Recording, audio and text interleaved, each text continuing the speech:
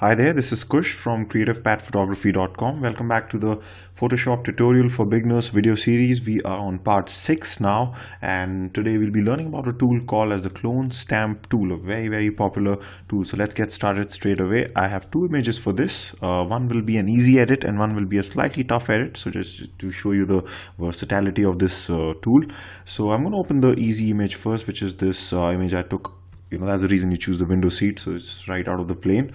And right, so we have this image and this should be pretty easy to edit. So of course, first thing you do is just unlock this layer. Never work on your original, so I'm just going to duplicate this layer and then we're going to access our tool. So till now we have gone top to bottom here. Of course, we also saw content away, which is not here in part 5, but now it's time for part 6, and we're going to be looking at this particular tool, which is called as the clone stamp tool. Of course, I'm not going to go through each of these tools. I'm just, as I told you in video 1, I'm only going to be going through the tools which are really important for photographers, right? So stuff like paintbrush here and all are pretty standard tools, so which everyone knows how to use them, right? So you have your clone stamp, which looks like a stamp, and it has two parts if you hold your click, but we're going to select this one, first one. So right, so that's how it looks. You'll get a cursor, and just like before with any of the other tools, you can increase and decrease the size of this. Now, clone stamp tool is actually a tool which is used a lot to remove distractions, right? But as I've become much better at Photoshop over the years, I hardly use it to remove distractions. I mainly use it to actually add things, and you'll understand this once you see the tool being used. So when I started off learning Photoshop, I only knew of clone stamp. It's probably one of the most popular tools to remove distractions because it's a very manual tool. You have everything under your control. For example, in spot healing and in content aware and in patch, you selected something, but then you had no idea what the computer was going to do, right? What Photoshop was going to do. So in clone stamp, you have absolutely, it's totally manual, and you have all the control on what kind of an edit, what kind of a result you get. So it's just best to show this so you'll start understanding. So right, so if you look at this image, you'll see that we have a lot of nice looking clouds here, but this area, right, is a bit empty. So clone stamp can be a great tool to add some clouds in this area, right? So let's do this. So how do you do this? So how the clone stamp tool works is that you first have to sample an area, which basically you can think of it like copying an area. So I'm going to copy some clouds or sample some clouds, let's say from this area, and then you can paste them over the empty area, right? So how you sample or copy an area is you hold down Alt or Option on Mac, and if you just hold it down, I'm not doing anything else apart from holding down the Alt button, and it'll turn into like, the cursor will turn into something like a target that you can see. And now if I click on this, right, so I've just executed a left click, and now what has happened is you can't see right now, but if I move over to the empty part, can you see the overlay kind of a thing that you can see? That's basically telling me that if I press my mouse button now anywhere here, this is the area that it has sampled and is going to paste over here. So let's do this. So if I just move my, if I just press the mouse button, left click, you can see that cloud starts to come here. We're basically copying this area over here, right? So it's a pretty cool tool, and let's do this a bit more. So when you use clone stamp to add things, don't just sample one area, because then everything can look same. The clouds here can end up looking the same here, and your viewer can kind of come to know, right? So clone stamp is a bit of, as I told you, is a manual tool. It's also a tool which requires some amount of patience, right, to do the job in the correct way, right? So let's sample from here. So I'm going to press Alt. I'm going to select this, and I'm just going to drag a bit. Okay, and let's say something from here. Okay, so you can see now this is a problem, right? Because the sky here and the hue here, whatever, it's not exactly the same. So this is kind of creeped in here. So I'm just going to undo this by pressing Ctrl and Z. So let's take it from areas which have this purple kind of surroundings around the cloud. So maybe from here probably.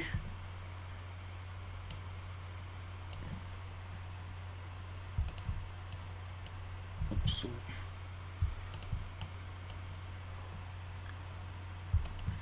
For the lower part, you can take this part.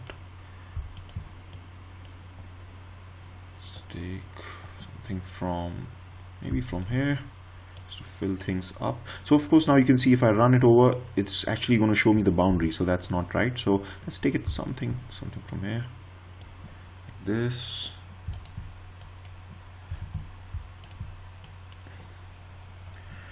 Right, so if I just show you, may not be the best job, I've just done it slightly quickly, so I've not thought too much about this, but if I just show you, so this was our original, and if I unhide this, then, so again, I'm telling you, you have to see it from the eye of the person who's never seen the image. So if someone sees this image and they've not seen me do this, there's absolutely no way they can come to know that this is being done. And just in my defense, this may just slightly look very patchy. Once we go on to the advanced things, once you learn about blending modes and other stuff, all this patchiness can just go away with one click. But we are still far away from those advanced tools right now. We're just learning the basics. So this is decent, right?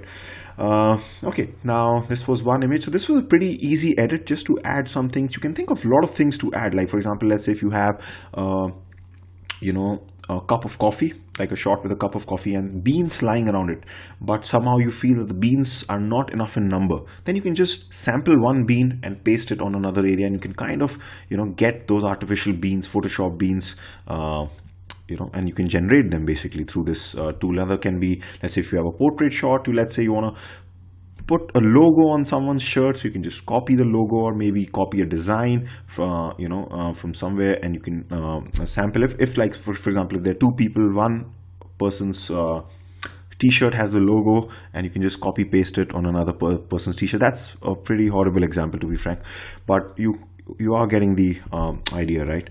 Okay, let's look at another image where we'll have a different challenge. So I'm going to open this image. Okay, so now we have this image, and I actually like this image. This is one of the first images I took, one of my very early images, and I really like this image. But let's say that you want to remove this goat from here and this goat. This one will be tough. I'll explain you why later on, right? But let's say we want to remove these two. I hope they're goats, whatever they are. So we want to remove these two animals, and clone stamp will be great for this. So first I'll show you why clone stamp will be good for this and not the other tools, right? So the method that I follow is, I always, when it comes to removing something, like we've seen in the parts before this, that you have other tools also. To add, of course, you have clone stamp, but to remove, we have other automated tools, like we saw spot healing in the earlier part, we saw patch, we saw the content aware tool, right? So the method that I follow is that first always go with the automated ones, and if they don't work, then go to clone stamp, because again, it's a manual thing, right? So I'm going to show you why content aware won't really do a great job in removing this goat. Okay, so let's try content aware first, like we saw in part 5. So I'm going to select the lasso tool. I'm just going to quickly draw. All right, the first thing actually I should do is just this, duplicate this. Okay, so now I just select it on the top layer, and okay, so that should be fine. And now I'm gonna go on to edit, I'm gonna go to fill, go on to content aware, and let's see what it does. Okay, so to be frank, when I just practiced this 5 minutes back, it did a pretty horrible job. So that's the thing with these tools. Sometimes they're going to do something nicely, sometimes they're not going to work. Last time I did it, it just did not do. In fact, what it did last time was, when I did, it actually got this foot of this baby here. So that's how weird this tool can be. And even right now, if you see, it's a straight line. It's like, almost looks like the tree is floating. So it doesn't look too natural right now. So I'm just going to undo this back. So this does not work. Content aware does not work too well, at least. Then you have your spot healing brush tool. Let's try with that.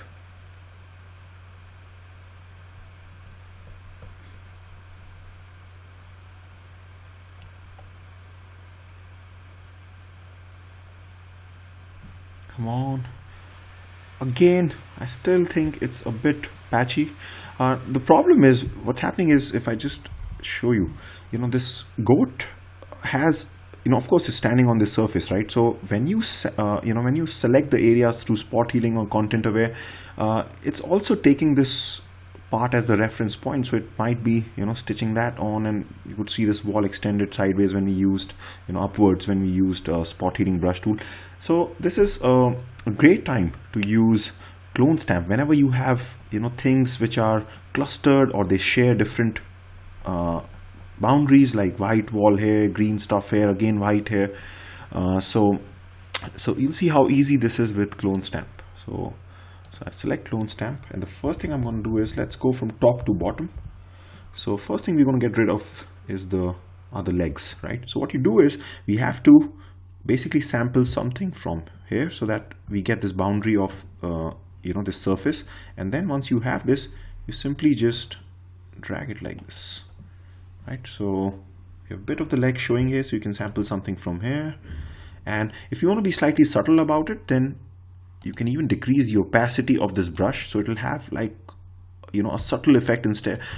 Like you can call it, if I do it with 50% opacity, it's almost having half the effect, right? So I can just be a bit subtle about it. So I'm just going to copy something from here at 50% opacity and slowly, gradually get rid of this. So you can do that also. That's why it's a very, very easy tool to use, right? So you can see, if I just go, legs are gone, right?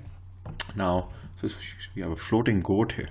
So now I'm just going to turn back the opacity at least to, let's say, 83% or something like that, and then let's sample something from here for this part.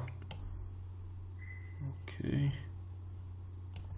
right, so I can probably decrease the opacity a bit, because there's a lot of textures going on here, so they are of different contrast, different luminance, so it's all going to come here. I'm just going to increase the size a bit so we can move a bit faster. Say probably,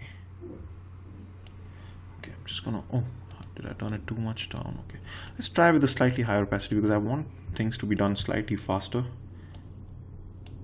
Oops. Here. Right, so we almost got rid of the legs. Now, just to keep things constant here, let's try to sample something from here, and we'll have to stop right here, because if I keep going, then the goat will appear again, because it's basically sampling the whole thing how it is, so it's just going to repeat the whole pattern. Let's take something like here. Let's start taking this tree a bit.